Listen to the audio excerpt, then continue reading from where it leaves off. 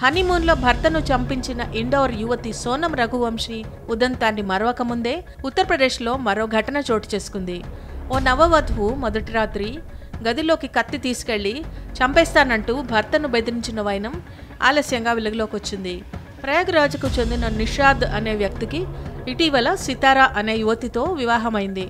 పెళ్లి సమయంలో ఆనందంగానే కనిపించిన ఆ వధువు మొదటి రాత్రి వింతగా ప్రవర్తించింది.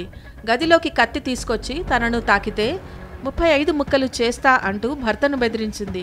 తనకు ఈ పెళ్లి ఇష్టం లేదని, తాను అమన్ అనే వ్యక్తిని ప్రేమిస్తున్నానని చెప్పింది. ఈ విషయం బయటకు చెబితే తప్పుడు కేసు పెడతానంటూ భర్త అతడి కుటుంబ సభ్యులపైన బెదిరింపులకు పాల్పడింది. దాంతో ఎక్కడ తనను నిజంగా పొడుస్తుందో అని భయపడి నిషాద్ ఆ రాత్రంతా నిద్రపోలేదు. భయంగా గడిపాడు. చివరకు తల్లికి విషయం చెప్పాడు నిషాద్. మరుసటి రోజు వారు గ్రామంలో పంచాయతీ పెట్టించారు.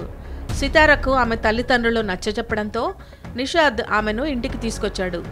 అయినప్పటికీ ఆమె వేధింపులు ఆగలేదు. రెండవ రాత్రి అలాగే మూడవ రాత్రి కూడా ఆమె కత్తితో భయపెట్టింది. దీంతో వరుడి కుటుంబం పోలీసుల్ని ఆశ్రయించింది. వారు కేసు నమోదు చేసి దర్యాప్తు చేస్తుండగా సితార తన ప్రియుడు అమన్తో కలిసి ఇంట్లో నుంచి పారిపోయింది. ప్రస్తుతం పోలీసులు ఆమె కోసం గాలిస్తున్నారు. సితారకు అమన్ వరుసకు మేనల్లుడవుతాడు. ప్రస్తుతం ఈ ఘటనకు సంబంధించిన కథనం సోషల్ మీడియాలో వైరల్గా మారింది. ఆమె మనసు మార్చుకుని తిరిగొచ్చినా ఆమెతో కలిసి ఉండలేనని, అంతగా తనను భయపెట్టిందని నిషాద్ వాపోతున్నాడు.